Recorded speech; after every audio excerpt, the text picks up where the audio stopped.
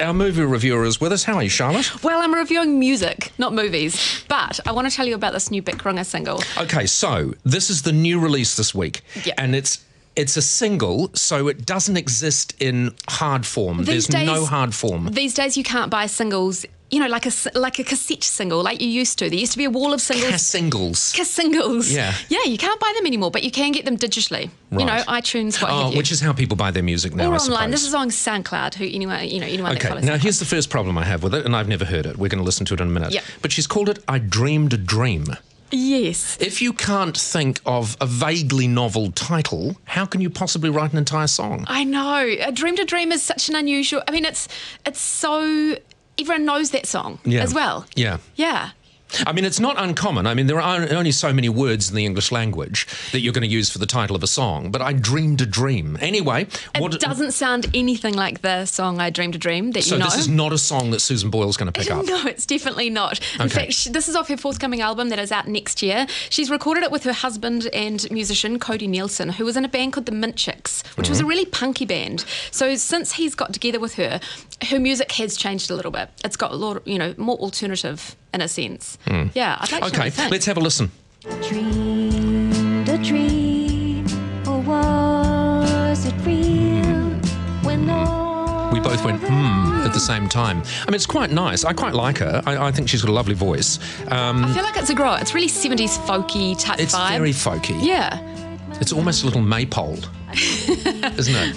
You have to hear the whole of the song. Is it a bit spiritual? The full of the song. It could be. Yeah. She's pregnant with her third child, so she may be sort of going through hang on. Is it a bit spiritual? It could be. She's pregnant with her third child. Because it's at the third child that you start to get spiritual. I don't know. Is it? Well, yes. When you realise you've got two at home, there's another one on the way, you turn to Jesus.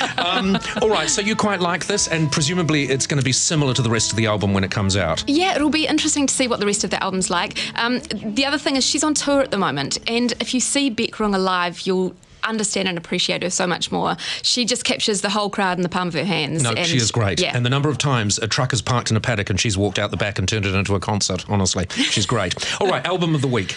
So, with Madonna announcing that she's coming to New Zealand for the very first time, I thought we had to celebrate a Madonna album.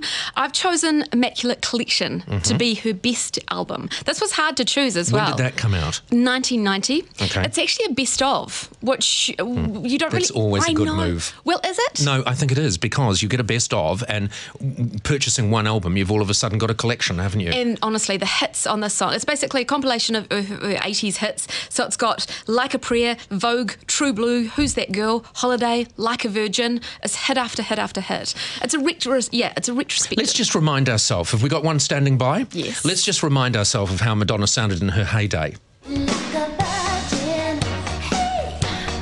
Is Like a Virgin her most popular one, do you think? It's the one that springs to mind, I suppose, isn't it? To be honest, it's not the most sold single of her time, but it's had the most plays on YouTube. My favourite is that La Isla Bonita. Ah, yeah.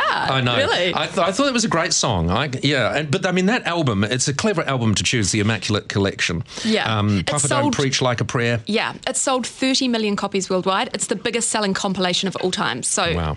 Yeah. You must like it because she doesn't need our money. All right, let's have a look at the top 5. All right, coming in at number 5 this week. They were number 1 last week, Muse with Drones. Number 4, Sam Smith in The Lonely Hour. Florence and the Machine is at number 3 this week. Ed Sheeran, he's back. God, he's been there. I know. He sells a lot of albums, You'd doesn't he? help it though, because you play Ed Sheeran in the morning. That little ditty. He's very usable. Yes. And number 1, The Script, that Irish emo band. They're back at number 1. Ah, the emos, the Irish, yes. They'll get it every time. Thank you very much, Charlotte Ryan. So there they are, the top 5 albums in the album charts this week.